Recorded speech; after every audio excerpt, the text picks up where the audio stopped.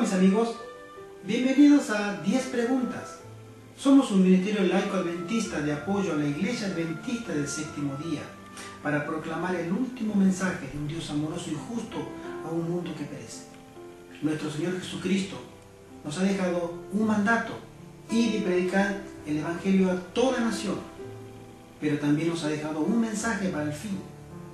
Y este mensaje lo encontramos en el libro de Apocalipsis, el último libro de la Biblia, en el capítulo 14, donde surgen 3 ángeles con un solo mensaje: la verdadera adoración y la lealtad a Dios. Un mensaje que nos habla de juicio, pero también un mensaje amoroso que nos llama a volver a nuestro buen Dios.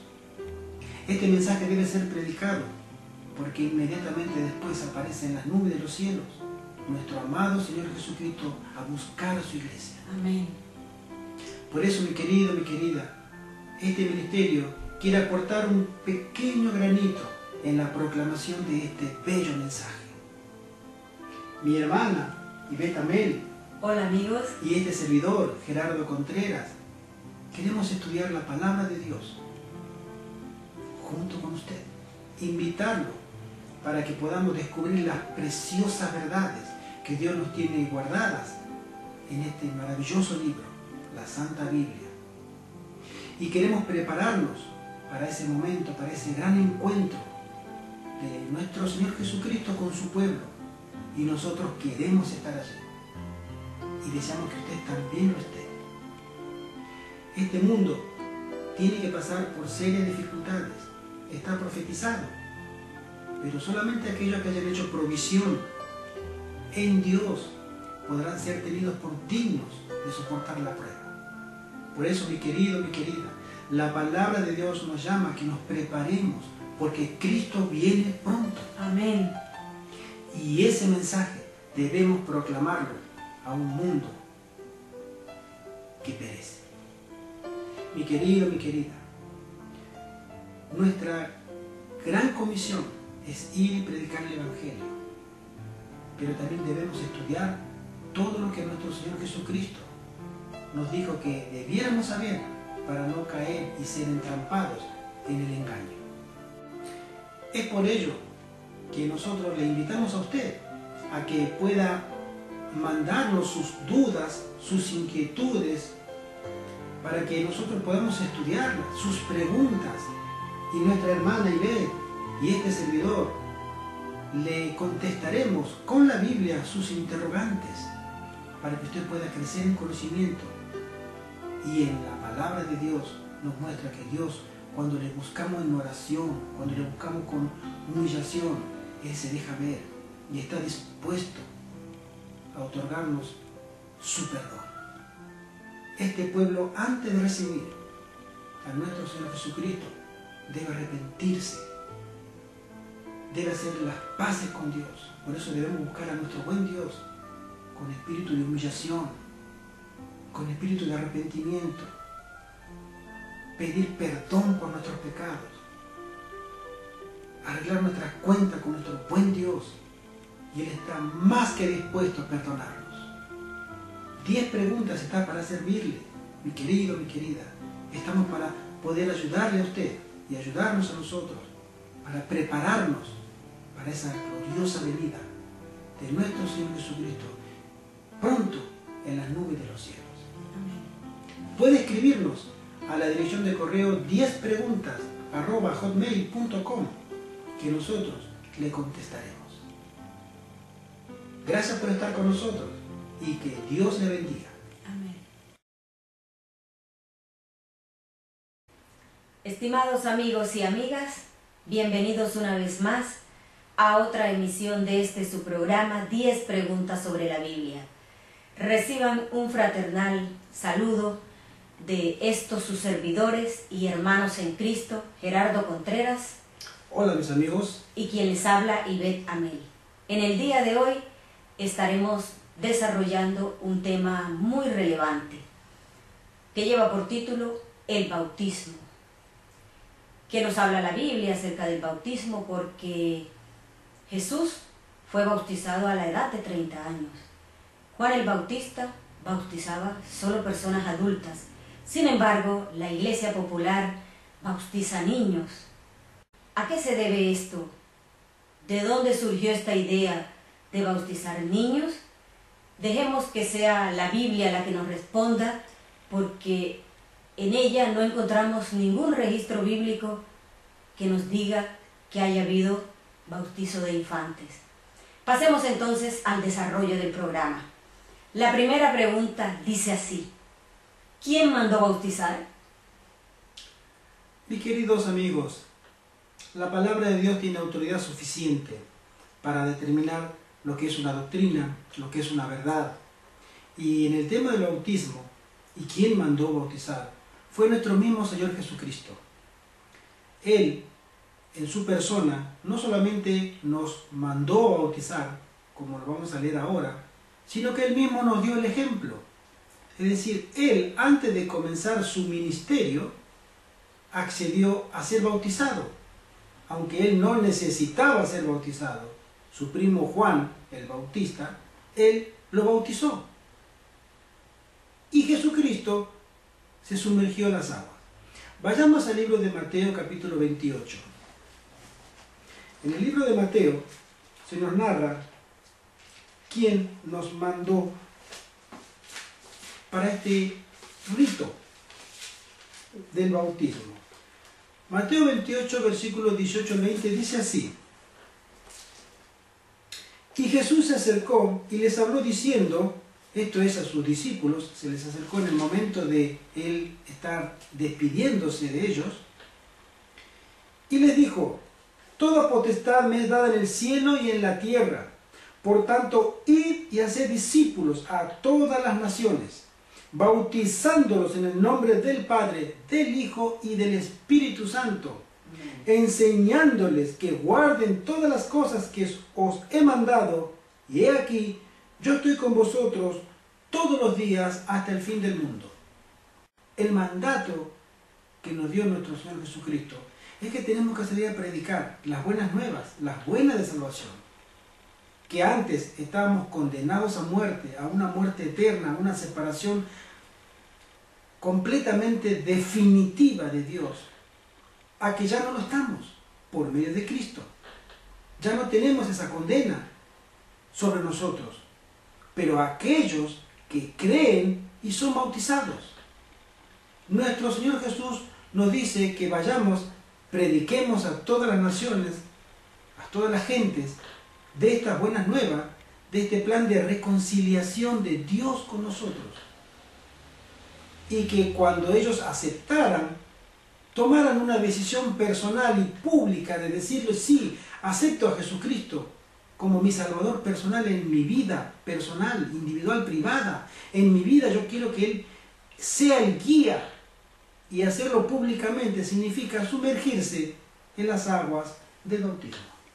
Jesucristo nos dio el ejemplo y Él mismo nos lo mandó. Él es el fundador de la iglesia. Él es la piedra angular. Él es el centro de todo lo que nosotros podemos creer y esperar de Dios. Él es el autor de nuestra fe y el consumador, el principio y el fin. Y Él nos dio el ejemplo. Y Él también nos lo mandó. Que nos bautizáramos. Que dijéramos públicamente: acepto a Jesucristo como mi Salvador personal. Quería agregar algo, hermano. De toda la explicación que usted acaba de dar, podemos concluir de que la piedra sobre la cual se fundamentó la iglesia, que la fundó Cristo, es el mismo, no Pedro, como muchas personas quieren hacer creer, y que no es bíblico bautizar a infantes. Así es, mi querida hermana Ivette. Nosotros en una de las disertaciones anteriores hablamos qué es la iglesia o quiénes componen la iglesia, y vimos que la iglesia la formaba, la componían los miembros que creen en Cristo, pero la piedra angular, el centro, la base de la iglesia es Jesucristo mismo. Ahora, no hay ninguna creencia bíblica que nos autorice a creer que el bautismo no sea dado sino como lo manda la Biblia, es decir, a personas adultas que sean conscientes de su real condición, que sean personas que puedan discernir entre lo que es el error y la verdad, personas que puedan decidir libremente servir a un Señor o a otro, personas que puedan decidir libremente renunciar a una forma de vida y comenzar otra forma de vida. Y eso un infante, un niño, evidentemente no lo puede hacer. No es bíblico. Esa es una costumbre que tiene sus raíces en el paganismo antiguo, que fue introducido de una manera muy subrepticia en el cristianismo primitivo, ¿no? Pero no es bíblico. Siempre en los registros bíblicos se encuentra que personas adultas son las que se bautizaban. Personas que creían, ejercían esa virtud que Dios nos dio a nosotros como seres humanos de poder decidir y creer en alguien y luego de tomar una decisión concienzuda, personal, individual, se bautizaban, aceptaban ser bautizados. A un niño no podemos pedirle que pueda rendir razón y cuenta de sus actos, ni que pueda decidir sobre su futuro. Es un niño, no puede hacerlo. Tampoco puede tomar una decisión tan trascendental como la de cambiar su vida, dejar de hacer o practicar sus costumbres pasadas y ser llamado a una nueva vida porque no sabe en realidad lo que lo rodea. Un infante no sabe. Entonces, ese bautismo no es bíblico, es un bautismo espurio, es un bautismo falso, como lo llama la Biblia, entre tantas otras doctrinas que se han introducido dentro del cristianismo, que también tienen su origen pagano, por lo cual la Biblia le llama doctrinas falsas. Pasamos ahora a la segunda pregunta, que dice así: ¿cuál es la forma correcta de bautizar? Mis queridos, la palabra propiamente del griego bautismo significa sumergir, hundir, sepultar. Es decir, cuando a nosotros se nos bautiza, siempre se habla de un registro donde había aguas, donde Jesús subió del mar, lo vamos a ver ahora, y ahí es donde el bautismo es el cumplimiento de lo que es esa palabra, sumergirse. Es decir, era un simbolismo que significaba que esa persona públicamente admitía que renunciaba, moría, era sepultada de su antigua vida y emergía, subía a una nueva vida. Vayamos a nuestro libro que estamos leyendo, Mateo capítulo 3, versículo 13. Mateo 3:13 dice lo siguiente: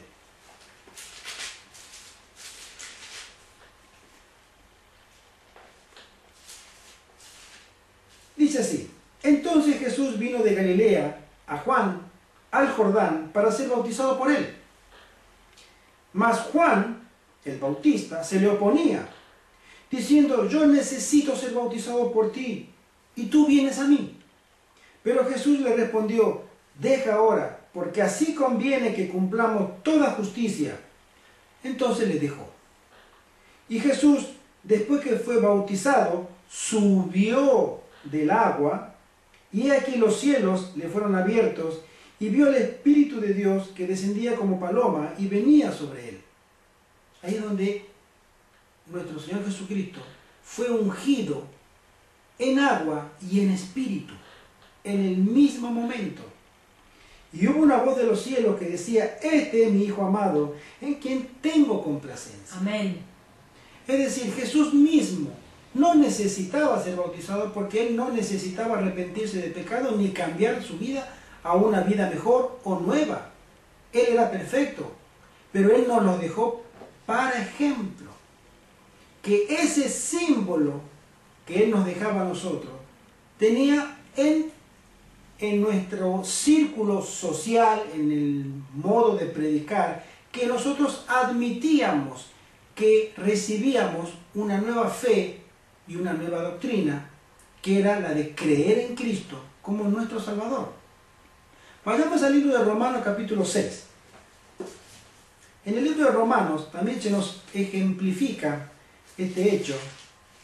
Romanos 6, versículo 3 al 4, dice así: ¿O no sabéis que todos los que hemos sido bautizados en Cristo Jesús hemos sido bautizados en su muerte? Porque somos sepultados, sumergidos, hundidos, bautizados, que es el mismo término, ¿sí? Somos sepultados juntamente con Él para muerte por el bautismo, a fin de que como Cristo resucitó de los muertos por la gloria del Padre, así también nosotros andemos en vida nueva. Es decir, Cristo fue en su vida sepultado para darnos el ejemplo, y después emergió del agua, resucitó, que es un símbolo, para que nosotros pudiéramos sepultar nuestra anterior vida y resucitar a una vida nueva en Cristo Jesús. Por eso nosotros tenemos que entender que el bautismo es un ritual simbólico. En sí mismo no tiene ningún mérito. En sí mismo el bautismo no me va a congraciar ni me va a producir ningún efecto novedoso si no está acompañado de un arrepentimiento previo, si no está acompañado de una fe en Cristo, si no está acompañado de una entrega personal de mi vida a Dios por la fe, por medio del Espíritu Santo. Si voy a cumplir el rito del bautismo sin esos requisitos previos, el bautismo no deja de ser nada más ni nada menos que una sepultura en el agua, pero no hay ninguna renovación espiritual. Porque el verdadero significado del bautismo, siendo simbólico, es que a nosotros nos hace renacer, morir y volver a nacer a una nueva vida en Cristo Jesús. Pasamos entonces a la tercera pregunta, que dice así: ¿es indispensable el bautismo para salvarse? Miren, mi hermana, mis queridos, acabamos de mencionarlo. El mismo bautismo es indispensable. Vayamos al libro de Marcos, capítulo 16. Marcos 16 dice así: si realmente nosotros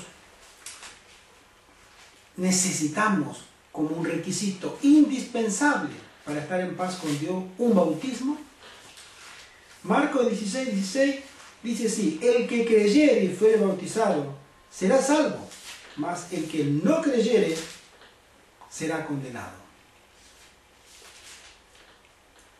Si el versículo que hemos leído dijere lo siguiente: y el que creyere y fuere bautizado será salvo, mas el que no creyere y no fuere bautizado será condenado, entonces podríamos afirmar que el bautismo es un requisito indispensable, tanto como creer. Pero sin embargo, nosotros tenemos que este versículo nos dice claramente que es el que cree en Cristo no será condenado. Es decir, mi querido, si nosotros ejercitamos nuestra fe, que es un don del Espíritu Santo, para aceptar nuestra relación con un Cristo viviente, resucitado, si nosotros ejercitamos esa fe en Él, en su sacrificio, en su muerte, que puede ser y servir para mi vida espiritual, entonces yo podría ser resucitado, podría ser salvado. Pero el bautismo no es mencionado como un requisito indispensable. Es un mandato, pero no es un requisito indispensable. Mi querido, el ejemplo máximo lo tenemos en el ladrón de la cruz. El ladrón de la cruz, estando ya en sus últimos momentos de vida, Jesucristo fue crucificado en medio de dos ladrones. Uno de ellos era un hombre que había reconocido su vida pasada y que él decía merecía ese castigo porque justamente era el pago justo a las acciones que él había cometido durante su vida. El otro también, pero el otro le pedía a Jesucristo que lo salvara, que si era Dios, que lo salvara a ellos y a él mismo. Pero este hombre lo llama a su amigo a la sensatez y le dice: nosotros a la verdad merecemos lo que nos van a dar, pero este hombre es justo, él no merece esto. Y lo mira a Jesús y le dice: Señor, cuando vengas en tu reino, acuérdate de mí. Él creyó en el último instante de su vida. Lo miró y creyó en él. Jesús había hablado de un reino, de que él iba a volver, de que él era realmente el Salvador. Y este hombre crucificado junto con él. Mi querido, ese hombre confió en Dios y le entregó ahí mismo su vida, su esperanza, le entregó a Cristo. Y no fue bautizado. Y ese hombre murió. Pero antes de morir Jesús le dijo, de cierto te digo hoy, por lo que tú has dicho, por cuanto has creído en mí, tú estarás conmigo en el paraíso. Mi querido, ese hombre, y te lo puedo asegurar porque la palabra de Dios lo dice y porque de la boca de nuestro Señor Jesucristo salieron las palabras, tú estarás conmigo. Ese hombre está salvo, ese hombre está anotado en los libros de la vida. Y en el cielo su registro aparece un hombre que aceptó a Cristo, pero él no pudo bajar a las aguas bautismales, murió ahí mismo. Pero una cosa sí te puedo decir, ese hombre había nacido de nuevo en ese momento, en el último momento de su vida de lucidez. Pero si él pudiera haber bajado de la cruz, lo primero que hubiera hecho era bautizarse. Porque una persona que realmente acepta a Cristo de corazón va a aceptar el consejo que nuestro Señor Jesucristo nos dice, que debemos ser bautizados. Él no pudo, pero Jesús le dijo, tú estarás conmigo en el paraíso, porque creyó. Y al que cree, todo lo que pueda hacer le es contado por justicia, porque creyó en el Cordero de Dios. Así es. Así como el ladrón en la cruz, también hay muchas personas que en el último momento de su vida, ya en un lecho de enfermo, agónico, se han arrepentido y han aceptado a Dios como su verdadero y único Salvador. Y sabemos que estas personas serán resucitadas y heredarán la vida eterna porque el Señor lo prometió aún sin haberse bautizado. Exactamente, así es, mi querida hermana. Ahora pasamos a la cuarta pregunta, que dice, ¿qué dos maravillosas bendiciones se reciben con el bautismo?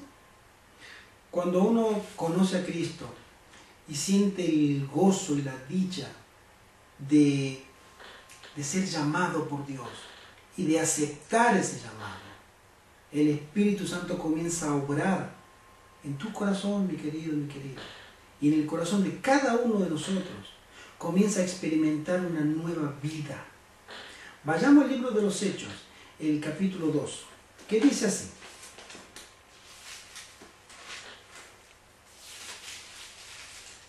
Hechos, capítulo 2, versículo 38, y leo. Pedro les dijo, arrepentíos y bautícese cada uno de vosotros en el nombre de Jesucristo para perdón de los pecados y recibiréis el don del Espíritu Santo. Amén. Nosotros tenemos que arrepentirnos. Es fundamental, mi querido. Es una palabra que lamentablemente está desapareciendo dentro del vocabulario del cristiano y del que lee la Biblia. Así es. La palabra arrepentimiento a nosotros nos lleva a una situación de prácticamente, digamos, rechazo. ¿Por qué? Porque el pecado que mora en cada uno de nosotros nos hace alejarnos de Dios. La palabra arrepentimiento nos hace acercarnos a Dios. Pero esa palabra en sí misma no es que nosotros tengamos poder de siquiera formularnos ese término. Es el Espíritu Santo, es una obra sobrenatural, es el Espíritu de Dios que te llama. Si el Espíritu Santo llega a tu vida por medio de una revista, por medio de un hermano, hermana, de una persona, por medio de un programa de televisión, por medio de la radio, de tantas formas puede llegar un llamado a tu vida. Si el Espíritu Santo está tocando la puerta de tu corazón en este momento, el Espíritu Santo siempre, mi querido, siempre va a comenzar en tu vida una vida de arrepentimiento. Así es. El Espíritu Santo tiene que comenzar una vida de arrepentimiento para que tú reconozcas de manera voluntaria, porque el Espíritu Santo no obliga a nadie, a que tú admitas y reconozcas que necesitas ayuda. Que tu condición espiritual y la nuestra es una condición triste, necesaria de ser reparada. Pero el Espíritu Santo nunca puede violentar tu vida, forzarte a tomar decisiones. No, no, Dios nunca trata a sus hijos así. El Espíritu Santo llega a tu vida y te invita, te llama al arrepentimiento. Si tú realmente decides y aceptas que tu condición es desesperada ante Dios, entonces recién el Espíritu Santo comienza a obrar fruto del Espíritu. Los frutos de la paz, de la paciencia, de la benignidad, la bondad, la fe, tantos frutos bellos y preciosos que son frutos de Dios en tu vida. Pero para eso tú tienes que limpiar tu casa. Si alguien va a venir, un ser santo, un ser perfecto, sin ninguna mancha, imposible que pueda tener una mancha de pecado y de maldad en tu vida. Ese ser bello, que es Cristo Jesús, y Él quiere entrar en tu casa. El Espíritu Santo antes te dice, tú tienes que limpiar tu casa. Tú tienes que ordenar tu casa. Y tu casa, ¿sabes cuál es, mi querido? Tu corazón, tu mente. El Espíritu Santo te tiene que llevar a un verdadero arrepentimiento. Amén. Para que Cristo pueda habitar en tu casa, en tu corazón, tú tienes que limpiar ese corazón. Y esa obra no es posible por tus medios. Es imposible. Literalmente es imposible. Pero hay un poder sobrenatural. Si tú lo buscas y lo anhelas, lo pides con fe, de que ese Espíritu Santo te lleve a los pies de Cristo por medio de un arrepentimiento. Señor, yo necesito de tu perdón. Perdóname. Ayúdame. El ladrón en la cruz le dijo, Señor, ten misericordia de mí cuando vengas en tu reino. Acuérdate de mí. Habré hecho todo lo que hice. Y es cierto, estoy pagando porque es justo que muera yo. Pero aún así, Señor, y todo, acuérdate de mí. Porque Él creyó en Jesús. Y si tú, mi amigo, crees en Jesús y le pides en oración con mucha fe y que el Espíritu Santo pueda darte esa bendición de hacerte sentir la necesidad de sentir a Dios, de necesitar a Dios, entonces el Espíritu Santo está obrando en tu vida para que tú seas una persona nueva. Voy a leer de nuevo el versículo que dice así, versículo 38 del capítulo 2 de Hechos. Pedro le dijo, arrepentíos y bautíceses cada uno de vosotros en el nombre de Jesucristo para perdón de los pecados y recibiréis el don del Espíritu Santo. El don del Espíritu Santo es un regalo. Dios te da un regalo. Dios ya te ha dado otro regalo que no tiene precio. ¿Y sabe por qué no tiene precio? Porque tú no lo puedes pagar. No puedes pagarlo. Yo tampoco puedo pagarlo. Es impagable. Por eso Dios te lo da gratuitamente. Porque no podemos pagarlo. Y Dios en su amor nos ha dado a Cristo. Para que creyendo en Él, nosotros fuéramos salvos. Y ahora nos da otro regalo. Es el don del Espíritu Santo. Y el Espíritu Santo llega a tu vida y lo primero que el Espíritu Santo va a hacer en tu vida es llevarte de rodillas a los pies de Cristo y lo mires a Él, que Él es el único que puede limpiar tu vida, la mía, de pecado, limpiar tu casa, sacar la basura, que hay mucha, sacar todo. Entonces puede entrar Cristo y habitar en tu corazón y comenzar una vida nueva en Cristo. Pero mi querido, esa palabra arrepentimiento es una palabra que está en la Biblia, es una palabra que está en el mensaje de la iglesia verdadera. Es una palabra que nosotros tenemos que estudiarla, meditarla, reflexionarla, porque es muy profunda. ¿Podemos llegar a Cristo sin arrepentimiento? No. El falso evangelio te dice que sí, tú puedes llegar, pero no necesitas cambiar. Pero el verdadero evangelio te dice, tú tienes que arrepentirte. Entonces recibirás el don de Dios, que es el Espíritu Santo en tu vida. Entonces, mi querida hermana, ¿cuáles son los dos dones que nosotros podemos obtener? Porque la palabra de Dios lo menciona. Dos maravillosas bendiciones. El versículo lo dice, lo acabamos de leer. Es el perdón de nuestros pecados si nos arrepentimos. Y es el don del Espíritu Santo. Dos maravillosos dones, regalos que Dios nos da si nosotros nos dirigimos a Dios por medio de la fe, pidiendo un arrepentimiento, porque si nos arrepentimos sinceramente, Dios nos perdona y nos da el Espíritu Santo. Qué maravilloso Dios que tenemos. Amén. Amén. Ahora pasamos a la quinta pregunta, pero primero le vamos a recordar nuestro correo electrónico 10preguntas@hotmail.com, donde usted puede escribirnos, darnos su opinión acerca de los temas que hemos venido desarrollando y sugerir cualquier otro tema, o si tiene alguna pregunta, por favor, háganosla saber. La quinta pregunta dice así: ¿a qué institución divina se unen los bautizados?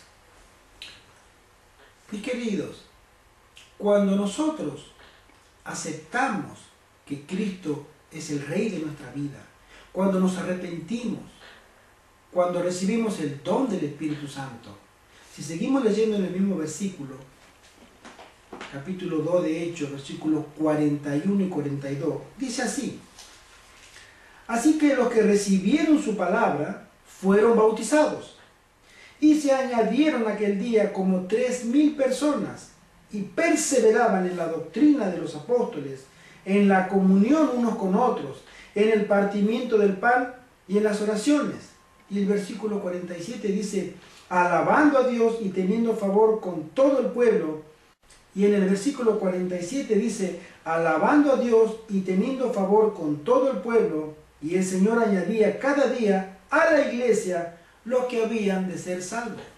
Amén. ¿A qué institución divina se unían los bautizados? A la iglesia de Dios. Dios los estaba agrupando en la iglesia que Cristo había fundado. Y ellos voluntariamente se entregaban a Dios, se arrepentían de sus pecados, nacían de nuevo, recibían el don del Espíritu Santo, nacían a una nueva vida, dejaban todas esas prácticas y costumbres paganas, pecadoras, pecaminosas, y nacían a una nueva experiencia en Cristo. Y el Evangelio así era predicado, por palabra y por testimonio. Ellos salían a predicar, porque el que había nacido de nuevo y recibía el don del Espíritu Santo, te puedo asegurar, mi amigo, mi amiga, ellos no se quedaban de brazos cruzados. Salían y volvían de nuevo a predicar a otros lugares las maravillas que Dios había realizado en sus vidas. Y Dios así iba añadiendo hombres y mujeres convertidos realmente a Dios a su iglesia. Y la iglesia se fortalecía y crecía, porque ese era justamente el mandato de Dios: ir y predicar el Evangelio a todas las naciones. Nosotros, si tenemos realmente el Espíritu Santo que nos invita a leer la palabra de Dios, si nos invita al arrepentimiento, si nos invita realmente a obedecer sus palabras, sus mandatos, a estar en armonía con Dios, mi querido, te puedo asegurar, tú no te quedarás en tu casa de brazos cruzados. Tú saldrás y dirás a toda la gente, a tus familiares, a tus hermanos, amigos, parientes en tu trabajo, a toda la gente, que ellos van a ver el cambio. ¿Qué te ha pasado? He nacido de nuevo, Cristo me está cambiando. Y ellos le darán tanta atención a tus palabras como a tu testimonio, a tu vida. Así era con los cristianos en la antigüedad. Siempre la iglesia de Cristo creció por predicación y por testimonio. Miraban, ¿cómo puede ser que esa gente, ese hombre, esa mujer que tenía una vida perdida, ahora ya no hace lo que antes hacía? Había poder sobrenatural y los hacía hombres nuevos, hombres y mujeres que habían abandonado el pecado por un poder de Dios que era el Espíritu Santo, el don que habían recibido ellos en sus vidas. Hermano, así como en la iglesia primitiva, que Dios agregaba cada día más miembros a su iglesia para que fueran y predicaran el Evangelio, al final de los tiempos está profetizado que Dios también llamará, conformará su ejército de hombres y mujeres sinceras de corazón. Amén. Que quieran servirle y que quieran salir también a contarle a otro que Dios los ha salvado y que hay una esperanza para muchos. Amén. Esa es una promesa, mi querida hermana, que está en la palabra de Dios y que puede tocarnos directamente, mi querido, a nosotros, a ti también, porque somos la última generación y experiencias maravillosas les tocará pasar a los que acepten a Cristo como su Salvador personal al final del tiempo, y también pruebas tremendas, porque las pruebas son las que nos perfeccionan, las dificultades son las que nos edifican y nos van quitando nuestros defectos de carácter, de temperamento, de comportamiento. Son las pruebas. Y Dios permite las pruebas para que su iglesia se vaya purificando. Así es. Ahora pasamos a la pregunta número 6, que dice así: ¿qué gloriosa experiencia obtiene el bautizado? Mis queridos, acabamos de mencionarlo, pero vamos a leerlos en la Sagrada Escritura, en Romanos capítulo 6, que dice así. Romanos 6, versículo 4. Porque somos sepultados juntamente con Él para muerte por el bautismo, a fin de que, como Cristo resucitó de los muertos por la gloria del Padre, así también nosotros andemos en vida nueva. Amén. La experiencia que nosotros debiéramos tener después de nuestro bautismo es que andemos en vida nueva. La fabulosa promesa del Espíritu Santo tiene que ser una realidad en tu vida y en la mía. Esa vida de que nosotros hemos renunciado a nuestra anterior vida de pecado y de enemistad contra Dios. Dios nos llama, nos atrae a sí mismo y nos ofrece el don, el regalo del Espíritu Santo, para que podamos renacer, para que podamos resucitar por medio del bautismo como un hecho simbólico, ser sepultados en esa vida antigua para resucitar a una nueva vida.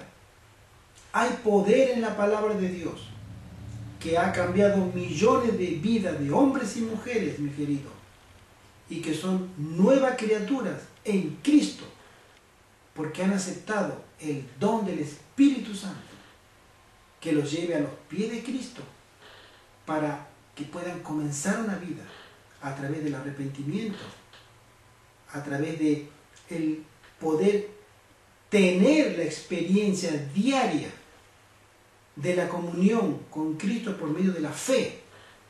Y esto es un don del Espíritu Santo. Así es. Ahora pasamos a la pregunta número 7, que dice así: ¿tiene el bautismo el don de perdonar los pecados? Mi querido, nosotros sabemos que el único que perdona los pecados, el único, es nuestro Señor Jesucristo. Amén.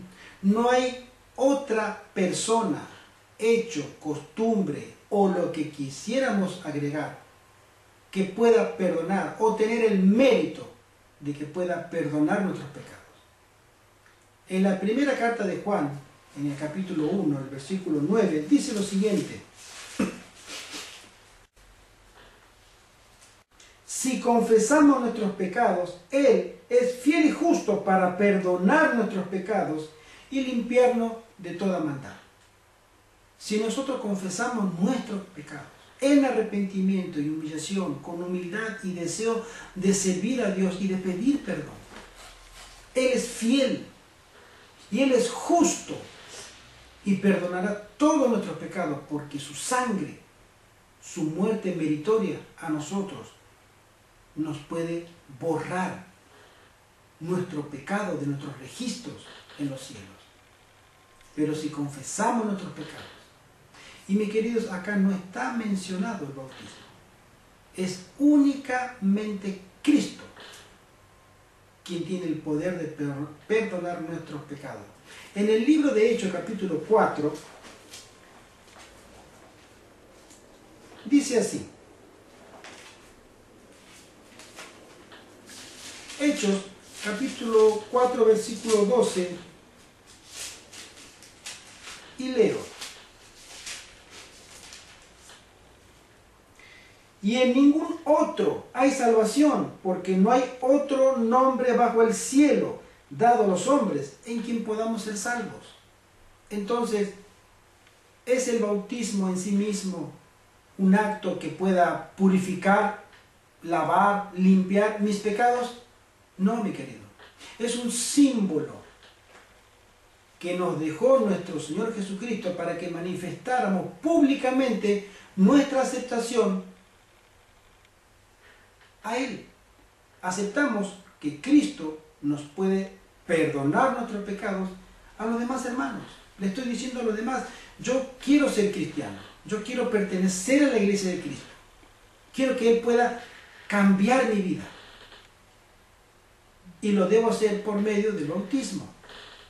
Pero en sí mismo el bautismo no tiene mérito, mi querido. El bautismo no te va a limpiar tus pecados, ni los míos ni los de nadie. El bautismo es un ejemplo que nos dio nuestro Señor Jesucristo para que nosotros lo pudiéramos cumplir dentro de la iglesia. Pero no hay otro nombre dado a los hombres bajo el cielo, el que no sea solamente Cristo quien perdona nuestros pecados. No hay otra forma de poder conseguir el perdón de nuestros pecados. O sea, hermano, que queda claro que ninguna persona puede perdonarnos los pecados, así esté vestida con la vestimenta que quiera colocarse, no tiene el don, no es bíblico que ninguna persona te diga tus pecados te son absueltos. Mi querida, la palabra de Dios es tajante, determinante. Dice, no hay otro nombre dado a los hombres bajo el cielo en que nosotros podamos ser salvos o tener el perdón de nuestro pecado. No existe. Si viene una persona, un sacerdote católico, cura, quien quiera que diga que Él puede perdonar tus pecados, ese hombre no viene de Dios, ni te va a llevar a Dios tampoco. Ten cuidado, mi querido, mi querida. Es la única autoridad en la que creemos, en la palabra de Dios, quien a nosotros nos pueda reconciliar con Dios. Nadie más. Bueno, ahora pasamos a la pregunta número 8, que dice así. Bueno, primero que todo, en la iglesia popular siempre se enseñó que nosotros nacemos con un pecado original y que es necesario que el bebé o el niño se bautice para que ese pecado original sea borrado.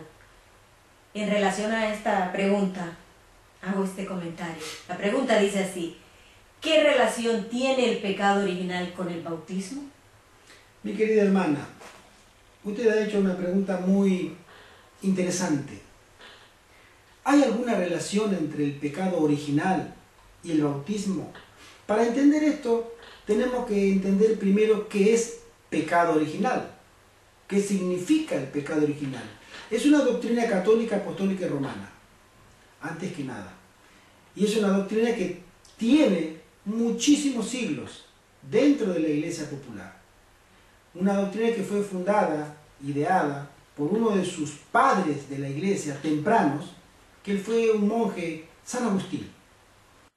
Quisiera leerles un extracto de un libro donde nos narra la historia que existe detrás de la teología sobre lo que tengamos que ver ahora en este tema del pecado original y el bautismo. Si ustedes me permiten, voy a leer un libro que se llama Los engaños de la nueva teología. Y dice así.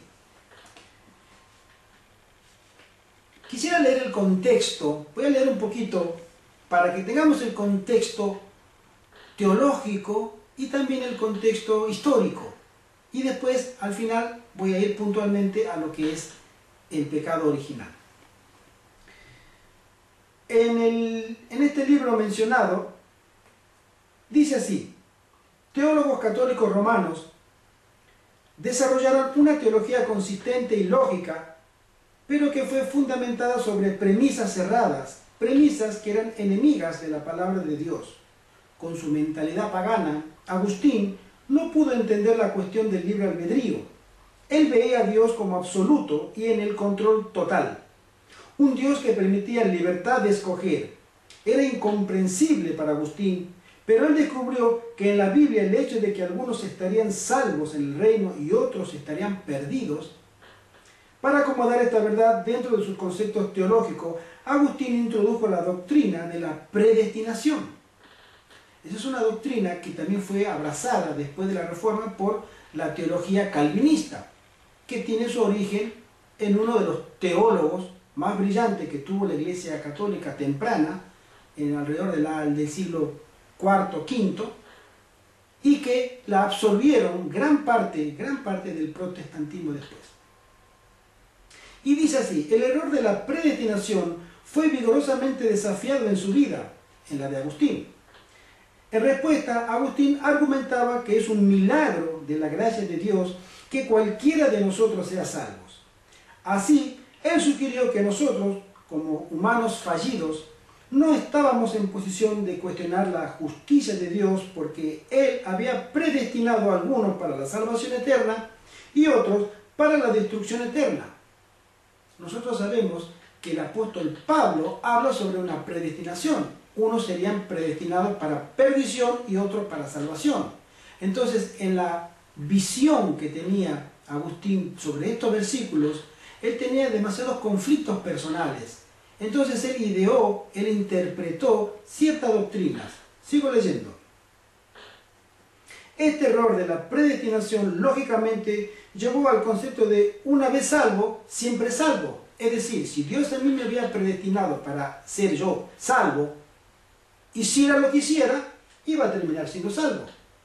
Y si a mi hermana Ibe Dios la había predestinado para ser condenada, hiciera lo que hiciera, no importaba, ya estaba predestinada para ser condenada. Una suposición. Eso es lo que él pensaba. Dios, siendo absoluto e inmutable, arbitrariamente escogió a aquellos que fueron predestinados para la salvación. Estos nunca se perderían. Aquellos que fueron predestinados para la destrucción nunca podrían ser salvos. Naturalmente, esto dio una presunciosa seguridad a aquellos que creían que fueron predestinados para ser salvos. Es decir, si ellos estudiaban la Biblia, ellos eran religiosos y tenían una vida religiosa, creían que ya estaban predestinados para ser salvos. Aquel que no aceptara esas verdades estaba predestinado, hiciera lo que hiciera, para ser condenado. Había una distribución muy caprichosa y arbitraria de la salvación, según lo podemos entender acá. Por otro lado, esto también llevó al cuestionamiento cuando a la proclamación del Evangelio. Entonces, si unos son salvos y otros son perdidos irremediablemente, ¿para qué predicar el Evangelio? ¿Por qué evangelizar? ¿Para qué hacer proselitismo? Si la arbitrariedad de Dios predestinó a los hombres para salvación o perdición, ¿cuál es el propósito del evangelismo? Ese es un gran interrogante. La respuesta que satisfizo a alguno fue simplemente porque la Biblia lo ordena.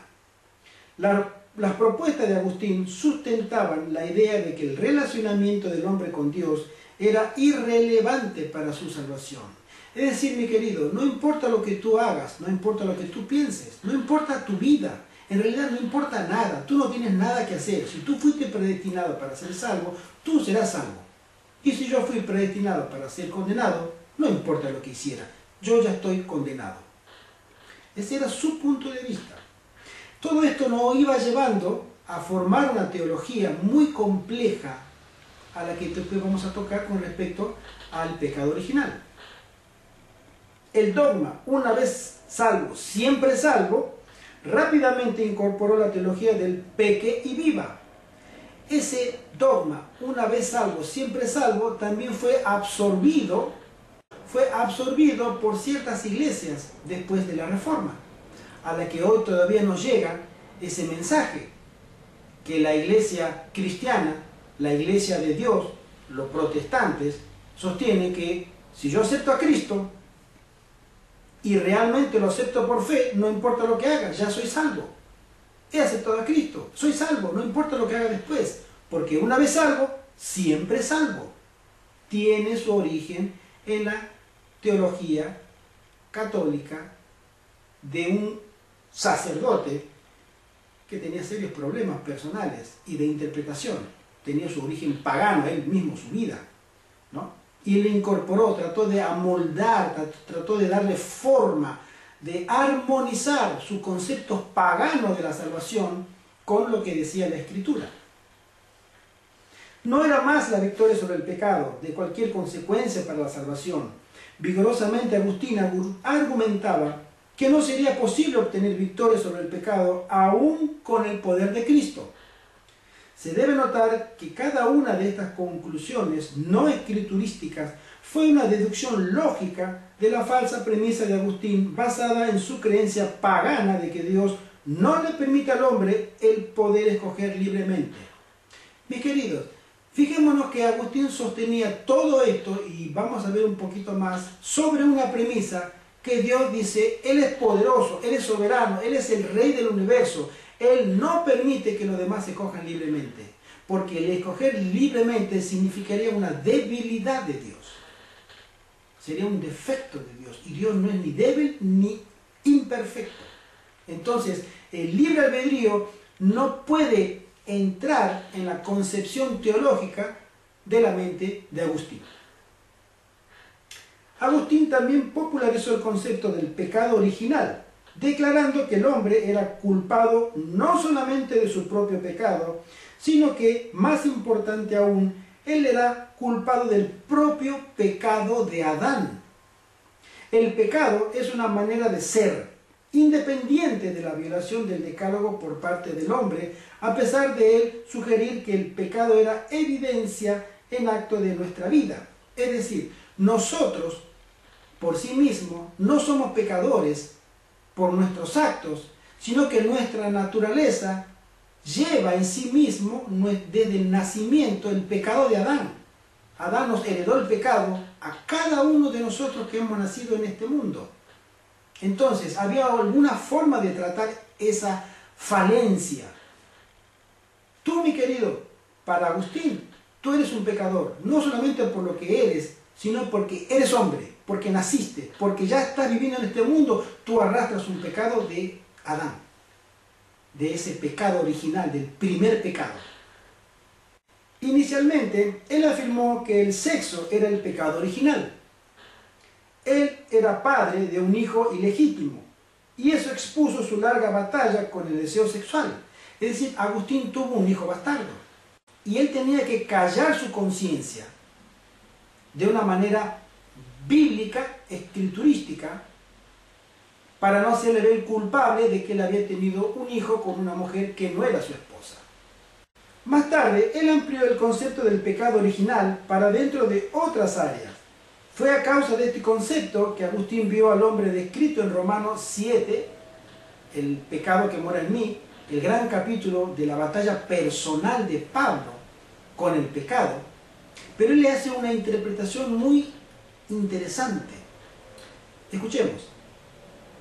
En Romanos 7, versículos 14 al 24, describe a un hombre plenamente convertido, diferente de entendimientos anteriores que ven al hombre de Romanos 7 como un individuo sinceramente luchando y creyendo en la debilidad humana. Agustín veía a este hombre como estando en un relacionamiento salvífico con Dios. Es decir, Cuando Pablo menciona que él se siente en una batalla interna de que su carne, su cuerpo, sus deseos carnales mandaban su voluntad, pero su hombre espiritual interno se rebelaba a esos deseos carnales y quería tener una vida de santidad, esa lucha interna, Agustín la describe como el estado ideal de un cristiano convertido.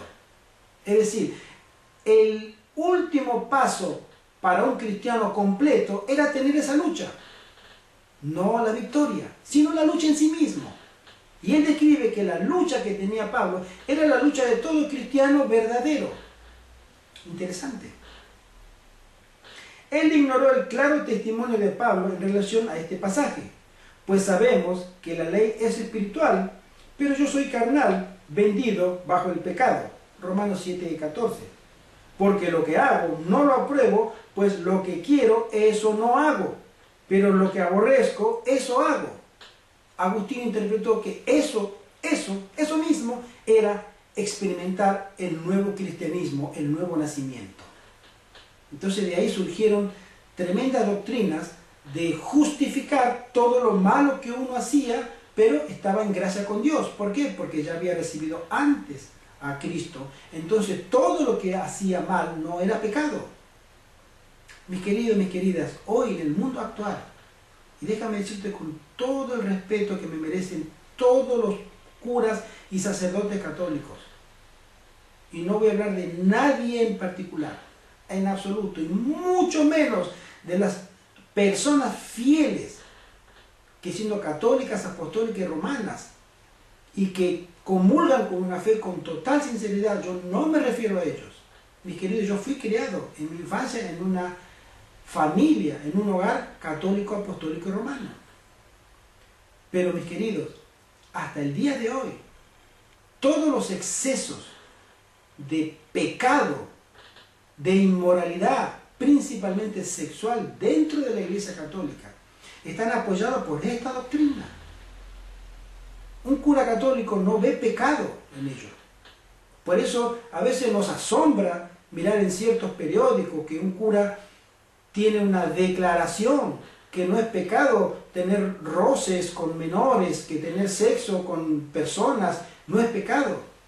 ¿Y saben por qué? Porque teológicamente ellos fueron educados, fueron instruidos a pensar como lo piensa la Iglesia Católica Romana, como lo ideó Agustín, uno de sus padres fundadores, que ellos sostienen que ese pecado para Dios no es pecado, es la vida del cristiano convertido.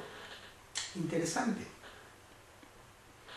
De manera que ahora ya no soy yo que hago esto, sino el pecado que habita en mí, porque yo sé que en mí, esto es en mi carne, dice Pablo en Romanos 7, no habita bien alguno, sino en efecto el querer está en mí, pero no consigo realizarlo, no consigo hacerlo. Es decir, yo tengo el deseo, pero no tengo la fuerza de voluntad.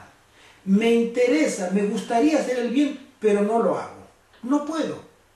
Entonces, la batalla interna que tenía Pablo, Agustín la interpretó como el estado ideal del cristiano convertido.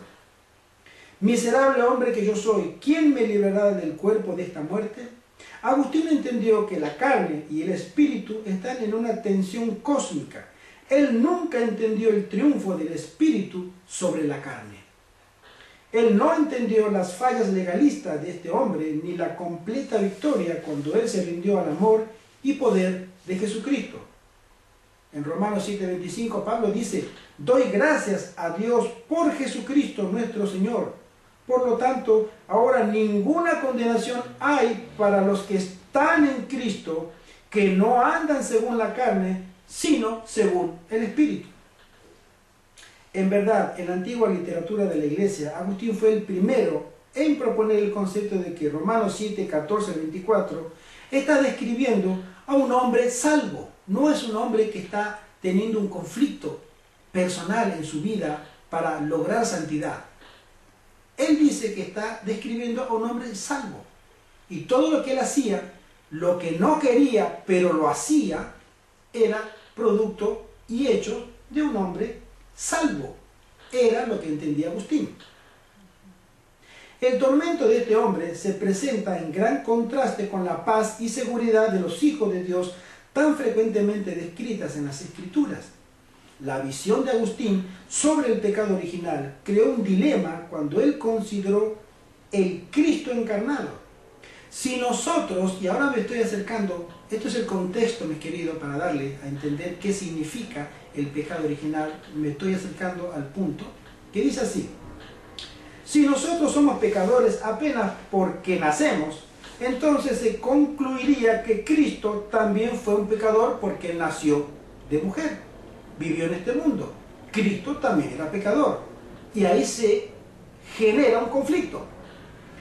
Pues él también nació como nacemos nosotros, es claro, este era un pensamiento intolerable. La Biblia claramente describe a Cristo como aquel ente santo que nacerá de ti, cuando el ángel le dice a María.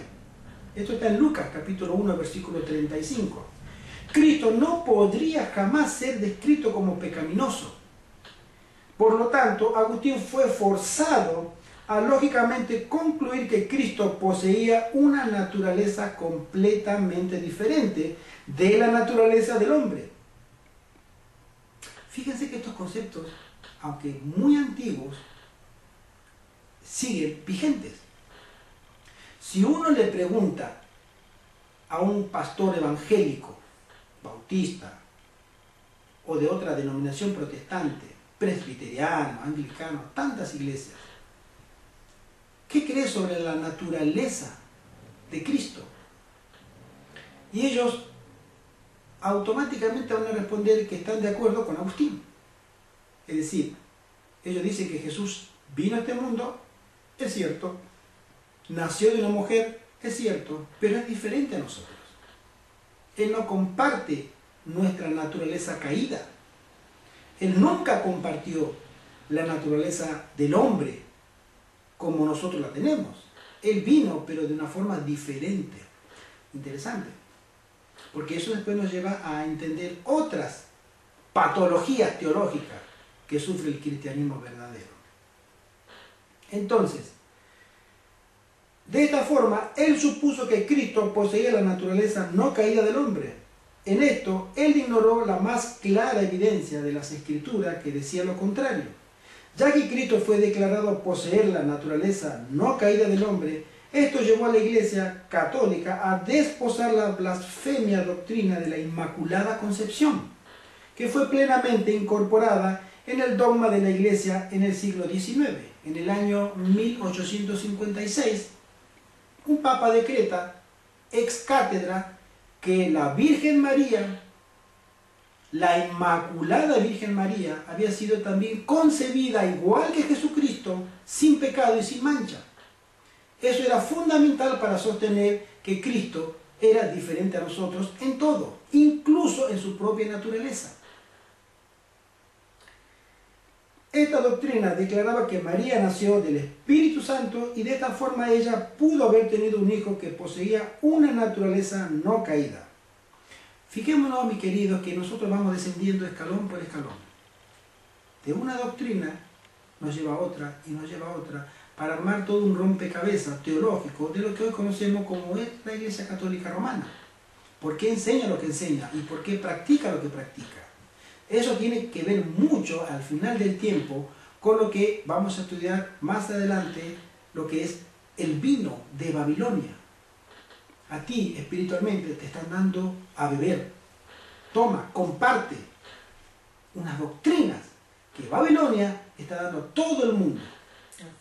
Y esas doctrinas tienen que ver con la confusión. Te dicen que es la Biblia, te dicen que viene de Dios, pero no es ni de la Biblia, ni viene de Dios, pero tú te lo crees. Muchos se lo creen. ¿Por qué?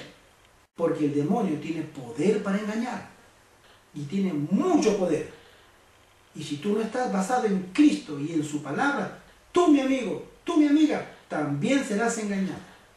Ese es irremediablemente certero. Tú no puedes hacer frente a los engaños de Satanás si no estás fundado en un así dice Jehová. Amén. En un escrito está. Y lo que estamos describiendo ahora son pequeñas partes muy pequeñas de lo que es todo un templo, una iglesia, una estructura de doctrinas y dogmas que el enemigo ha preparado al final del tiempo para engañar a toda nación, tribu, pueblo y lengua.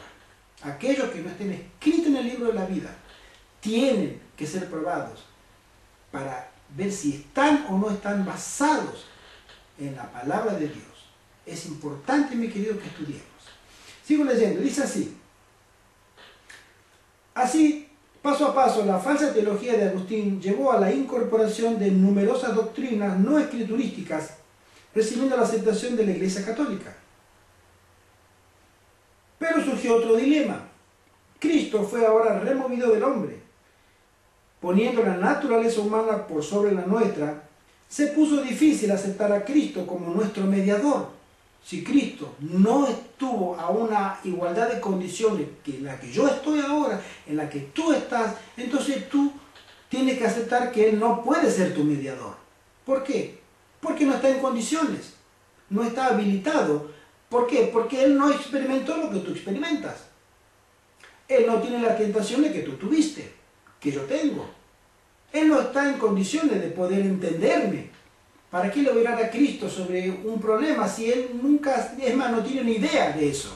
Él vivió en una experiencia diferente, completamente a la mía. ¿Cómo puedo ir yo a Él? Él no había sido tentado de la forma como la humanidad caída fue tentada y probada. No podría haber cualquier expectativa de que aún en su poder seres humanos pudiesen obtener victoria sobre el pecado. Agustín sostenía, ciertamente si el hombre tuviese una naturaleza inferior a la de él, como Agustín suponía, no sería posible al hombre experimentar constantemente la victoria sobre el pecado como Jesús experimentó mientras estuvo en la tierra. Es decir, Jesús venció estando en la tierra como hombre porque Él estaba en una condición diferente o superior a la nuestra. Por eso Él venció. Yo no puedo vencer. Tú no puedes vencer. Tú no puedes vencer el pecado. Porque tú tienes una condición diferente a la que tuvo Cristo. Y yo tampoco puedo vencer. Tengo que aceptarlo. Entonces, ¿qué sucede después? La conclusión de Agustín fue que la vida sin pecado de Cristo fue alcanzada porque Él poseía una gran ventaja sobre nosotros, en poseer una naturaleza no caída. Jesús cesó de ser nuestro verdadero ejemplo. Así, Jesús no estaba en una posición de socorrer a los que son tentados. La iglesia fue compelida a proponer mediadores fuera de Jesús. Y acá nos estamos acercando un poco más todavía. Hombres y mujeres que ciertamente experimentaron y sufrieron y se rindieron a tentaciones semejantes a las nuestras. María, la madre de Jesús, fue proclamada para ser una mediadora. Una de las grandes teologías en la que se enseña hoy la Iglesia Católica es que la Virgen María es la mediatrix, es la mediadora. La corredentora. La corredentora, sí, mi hermana. Ella es la que te puede salvar. Ella está experimentando ser tu intercesora. Ella está mediando, ella en el cielo, por ti ante Dios, no Cristo. Interesante. Numerosos santos fueron creados por la iglesia. Estos también se hicieron reconocidos como mediadores. La Iglesia Católica nos enseña a nosotros a que podamos ir a los santos, rogarles. Ellos han pasado tantas experiencias, tienen el poder, están en el cielo, de poder mediar, pedirle a Dios misericordia por nosotros. Una lista interminable. La lista de los muertos o de los santos, según la Iglesia Católica, no tiene fin, mi querido. Es más, hasta los que han muerto hace poco, si la Iglesia Católica los considera santos, tú puedes rezarles a ellos para que ellos intercedan por ti. Sobre los padres, que demostraban ser ellos mismos tan dados al pecado como sus parroquianos, fue concedido el papel de mediador entre Dios y el hombre, los curas, los sacerdotes. Dando un paso de cada vez, la Iglesia, aceptando estos conceptos paganos, fue forzada por deducción lógica a adicionar error sobre error a fin de confirmar la falsa premisa de Agustín. Es decir, un error me descubre una falencia, tengo que inventar otro error para cubrir esa falencia.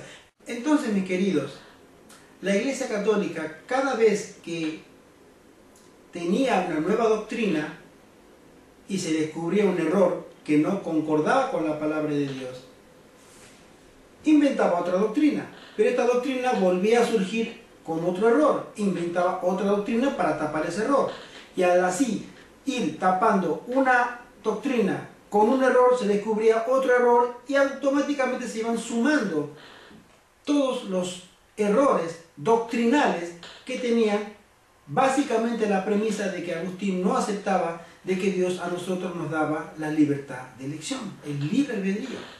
Era una interpretación errónea de la que él sostenía, como Pablo decía, que había hombres predestinados para la salvación y hombres predestinados para la condenación. El calvinismo, la iglesia calvinista hoy en día sostiene a rajatabla, mi querido, que nosotros somos salvos, pero porque ya estamos predestinados. Y la persona que acepte a Cristo, no importa si está o no está salva, Dios es el único soberano que determina si ese hombre o esa mujer será salvo. Por eso lo que haga y lo que deje de hacer, peque o no peque, se santifique o no se santifique, no importa, no tiene valor para Dios. Dios ya la predestinó. Interesante cómo nos alejamos de la sana doctrina. Sigo leyendo. Dice así: luego se volvió un dicho de la iglesia que el pecado original separa al hombre de la vida eterna. El pecado de Adán, que era heredado en cada uno de los hombres que nacían en este mundo.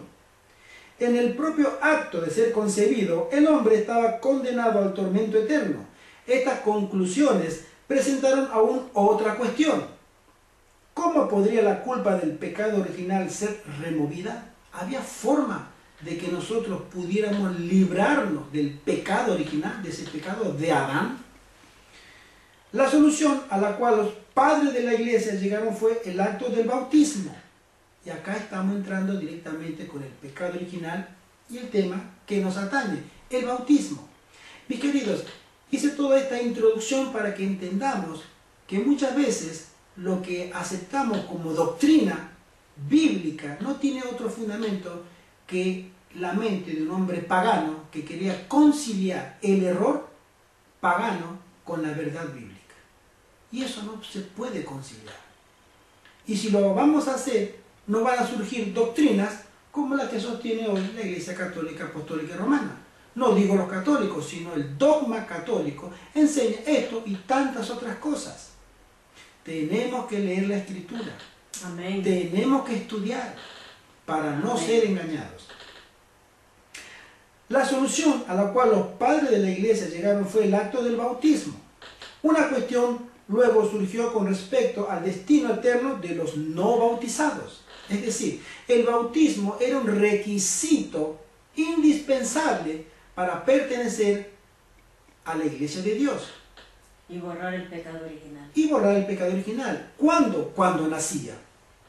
Es decir, tiene su historia todo esto.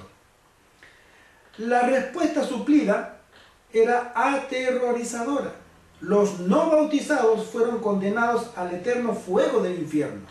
No es difícil imaginar el impacto de tal concepto sobre los padres de aquellos niños que habían muerto sin ser bautizados, en la Edad Media, en la Edad Oscura. Millones y millones de fieles católicos sentían terror, pánico, del saber que su hijo no podría acceder al cielo, porque los curas les enseñaban que debía ser bautizado por la Iglesia Católica Apostólica Romana para que recién tuviera acceso al cielo y se le borrara su pecado original. La mortalidad infantil en la época era alta, en esa época era muy alta, no habían los avances de la medicina de hoy. Los niños se cortaban, se resfriaban o se tomaban mucho frío y le agarraba una neumonía y se morían. No había antibióticos. Era una vida muy difícil en esa época.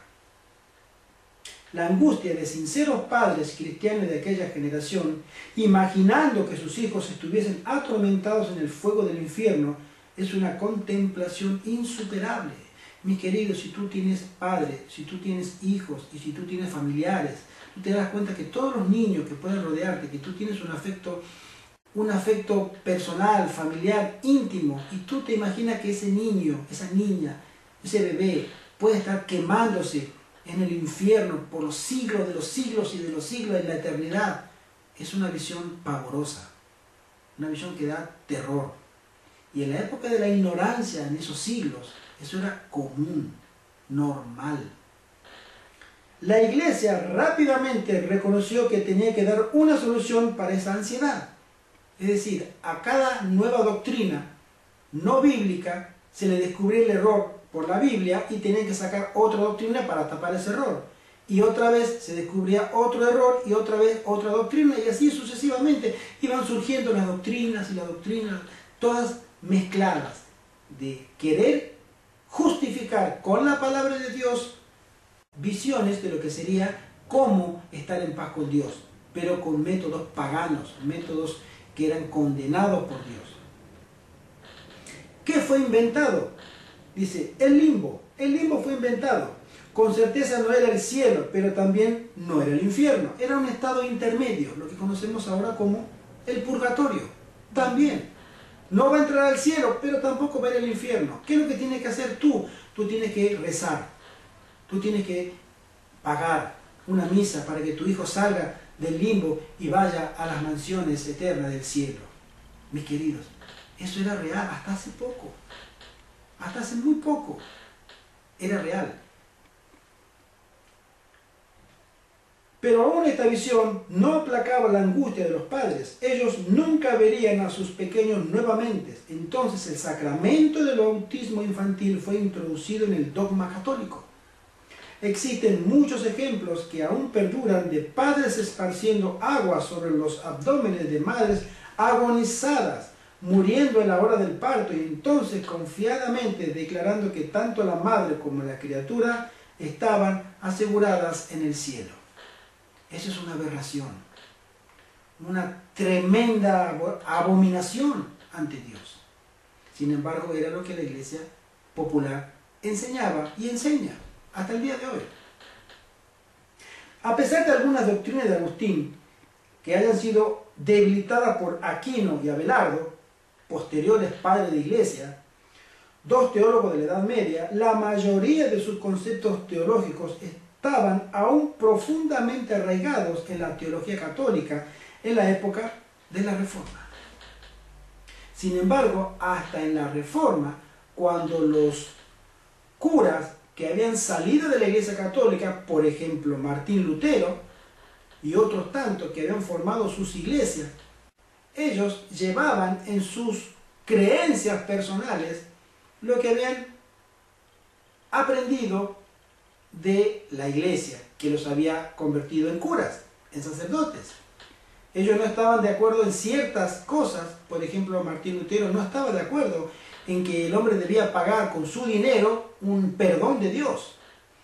Pero él nunca había estudiado ni entrado a estudiar en profundidad otras verdades de la Biblia que contrastaban completamente con las creencias católicas. Por eso él no había llegado a una luz plena. Y así muchos reformadores. Y el tema del pecado original y del bautismo de los infantes, mi querido, tiene su origen en un monje, en un padre de iglesia, en uno de los fundadores de la teología católica, que fue San Agustín, o Agustín directamente, que él trató de amalgamar, unir, darle forma de algo que la Biblia condena. ¿Qué tiene que ver la luz con las tinieblas? Así es. El error con la verdad. Cristo con Belial. No hay unión, relación posible. Pero cuando nosotros queremos introducir formas paganas para ponerlas en el cristianismo, tenemos que hacer algo, disfrazarlas. Y en eso consiste el engaño. Debemos estudiar la palabra de Dios Con respecto al bautismo y el tema del pecado original, mi querido, mi querida, espero que haya sido una respuesta para que entiendas que nosotros tenemos nuestra forma, según la palabra de Dios, de entender la verdad, y está únicamente basada en un así dice Jehová. Y la historia lo ha demostrado hasta el día de hoy. El mismo Papa, el anterior, Benedicto XVI, él públicamente dijo que el purgatorio y el infierno no eran lugares reales, sino simbólicos que representaban la separación definitiva del alma con Dios.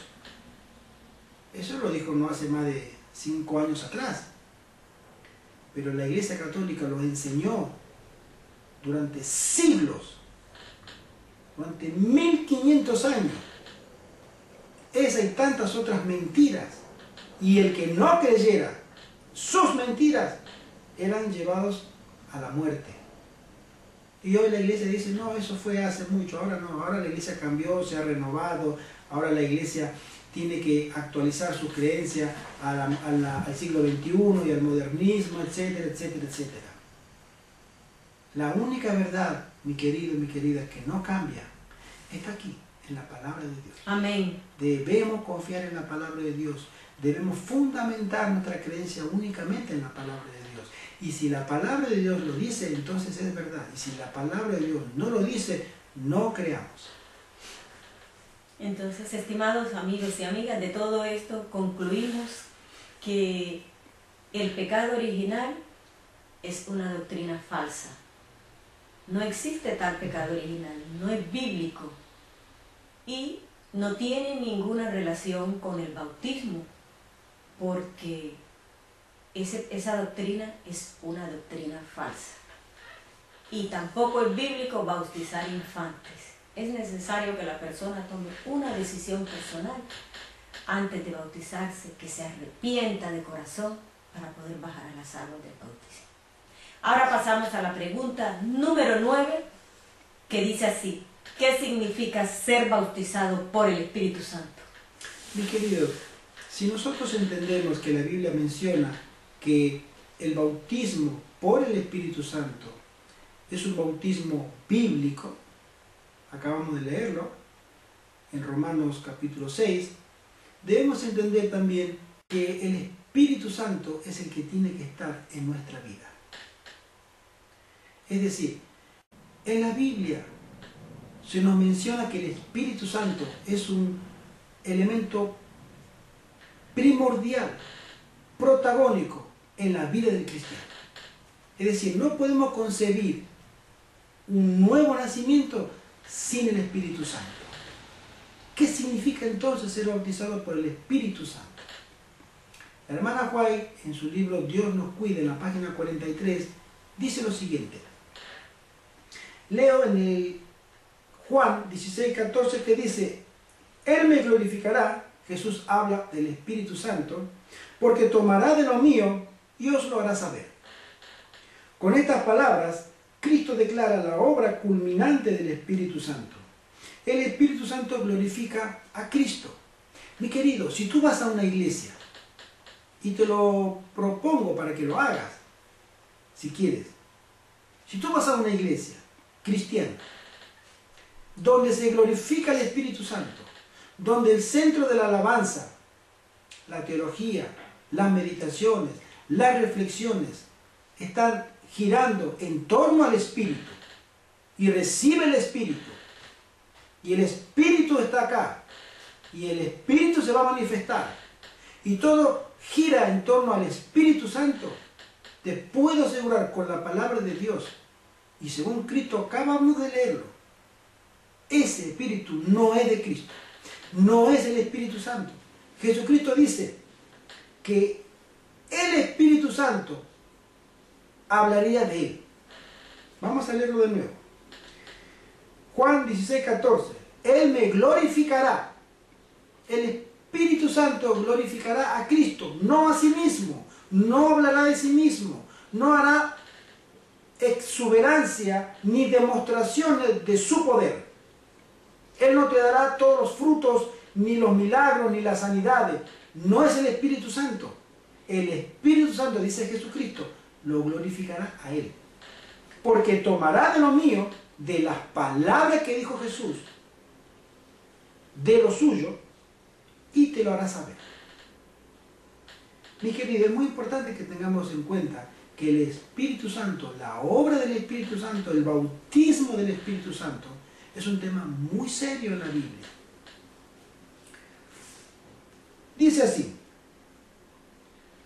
el Espíritu Santo glorifica a Cristo, convirtiéndolo en el supremo objeto de estima, y el Salvador llega a ser la delicia y el regocijo del elemento humano en cuyo corazón se obra esta transformación, la del Espíritu Santo. El arrepentimiento frente a Dios y la fe en Jesucristo son los frutos del poder renovador de la gracia del Espíritu. El arrepentimiento representa el proceso por medio del cual el alma trata de reflejar la imagen de Cristo ante el mundo. Cristo les da el aliento de su propio espíritu, la vida de su propia vida. El Espíritu Santo despliega sus más altas energías para obrar en el corazón y la mente. La gracia de Dios amplía y multiplica sus facultades, y toda perfección de la naturaleza divina los auxilia en la obra de salvar almas. El Espíritu Santo te va a llevar a Cristo, a magnificar, a glorificar a Cristo, porque el Espíritu Santo glorifica a Cristo. Si el Espíritu Santo glorifica a Cristo y Él está en tu vida, tú glorificarás a Cristo. Entonces, la obra del Espíritu Santo es llevarnos a los pies de Cristo y contemplarlo a Cristo. Por la cooperación con Cristo, son completos en Él y en su debilidad humana son habilitados para hacer las obras de la omnipotencia. La obra de la vida de un cristiano debería ser vestirse de Cristo y asemejarse más perfectamente a Él. Los hijos de Dios deben progresar en su obra de asemejarse a Cristo, nuestro modelo. Deben contemplar diariamente su gloria e incomparable excelencia. Si el bautismo del Espíritu Santo descendiese sobre vosotros para que fueseis impregnados del Espíritu de Dios, entonces día tras día os iríais asemejando cada vez más a la imagen de Cristo, y cada acción de vuestra vida encerraría la pregunta: ¿glorificará esto a mi Maestro? Haciendo el bien paciente y constantemente buscaréis la gloria y el honor y recibiréis el don de la inmortalidad. Mi querido, el Espíritu Santo puede llegar en tu vida si tú lo pides. El Espíritu Santo desea llegar a tu vida si tú lo buscas. El Espíritu Santo te invita a que lo conozcas. Y nosotros también te invitamos a que tú puedas recibir la bendición del Espíritu Santo. Amén. El Espíritu Santo te va a hacer arrodillarte, te va a hacer meditar sobre tu situación. Y mi amigo, te va a llevar a los pies de Cristo para que tú contemples al único que puede obrar en ti una salvación y una vida nueva. Si tú aceptas a Cristo, Él se va a encargar de hacer que tus frutos sean sus frutos. Que tu paz sea la paz del Espíritu Santo. Que tu alegría sea santa porque tienes el perdón de Cristo. El Espíritu Santo es real. El Espíritu Santo llama a cada uno diariamente. A cada persona, hombre y mujer, los invita a que glorifiquemos al único que es digno, que es nuestro Señor Jesucristo. Amén. Ahora pasamos a la pregunta número 10, la última pregunta del programa. Dice así: ¿podemos ser bautizados por el Espíritu Santo hoy? Mis queridos, ¿cómo nosotros podemos ser bautizados por el Espíritu Santo hoy? ¿Podemos realmente ser bautizados? Quisiera leer una cita y compartirla con ustedes, de los escritos de la mensajera del Señor. Ella, en su libro Cada día con Dios, en la página 326, dice así: no hay tiempo para contiendas.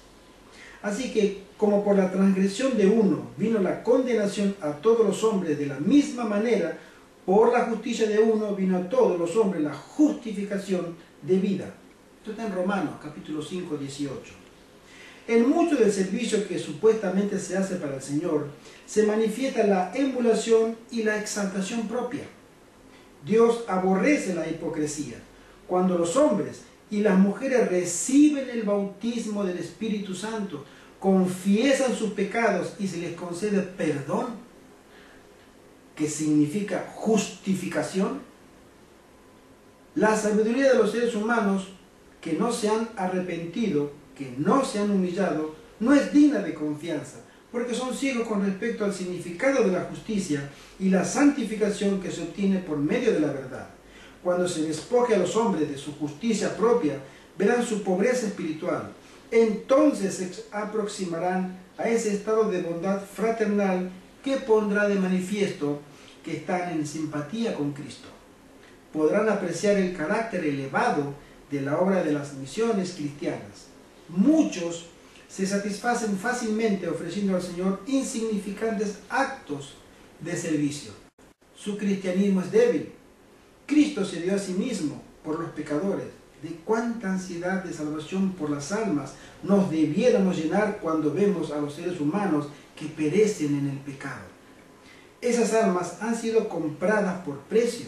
La muerte del Hijo de Dios en la cruz del Calvario indica cuál es el valor de cada alma. Día tras día están decidiendo un asunto de vida o muerte.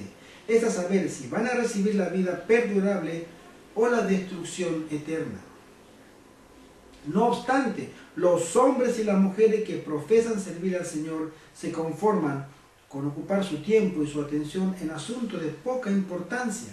Se conforman con discrepar los unos con los otros. Si estuvieran consagrados a la obra del Maestro, no estarían discutiendo y contendiendo como si fueran una familia de chicos mal educados.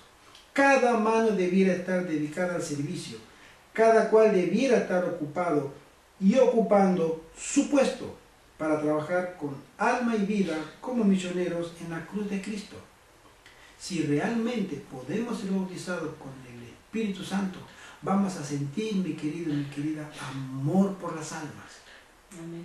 Vamos a sentir amor a nuestro prójimo. Vamos a sentir la necesidad de darle el mensaje de salvación, el mensaje de reconciliación que Dios tiene para nosotros y nosotros para el mundo. Vamos a experimentar que tenemos la urgencia de transmitir un mensaje de juicio. Cristo viene. Debemos prepararnos. Debemos estudiar la palabra de Dios para no ser entrampados en los engaños del gran enemigo de las almas, de tu enemigo y de nuestro enemigo. Ese que quiere entrar en tu vida, dominar tu vida, quiere entrar en la vida de tu familia y dominarlos para llevarlos a la destrucción, para hacerlos malas personas, para hacerlos rebeldes, para hacerlos hombres y mujeres con costumbres y hábitos perniciosos para su propia destrucción. Pero hay un poder del cielo, el Espíritu Santo, que a nosotros nos habilita y nos capacita en el sacrificio de Cristo para que tengamos poder y para resistir esa influencia. Y las personas que sean bautizadas por el Espíritu Santo percibirán que ese mensaje, el mensaje de la cruz, el mensaje de la salvación, es un mensaje actual. Que la verdad presente que nosotros como iglesia adventista predicamos es un mensaje actual. Es un mensaje que tú lo puedes recibir y tú lo puedes compartir. Nosotros estamos orando por ti, mi querido y mi querida. Oramos por cada una de las personas que puedan escuchar este video. Amén. Para que puedan percibir ese llamado suave que es el Espíritu Santo, que te invita todos los días a que tú vayas a Cristo para pedir perdón por nuestro pecado, por nuestra falta y pedir poder para poder resistir en el día malo. Bueno, estimados amigos y amigas, hemos llegado al final de este programa por esta oportunidad. Les agradecemos su compañía, el tiempo que ustedes dedican para escuchar estas verdades que les estamos presentando. Pero le invitamos a que sigan buscando a Dios y a que usted mismo siga estudiando la Biblia allá en sus casas. Muchísimas gracias por habernos acompañado. Que la paz y el amor de Dios se queden con todos ustedes y nos vemos en una nueva oportunidad con un tema también de mucha importancia para todos ustedes y de mucho crecimiento espiritual. Que el Señor los bendiga y hasta la próxima. Amén. Que Dios te bendiga, mi querido y mi querida.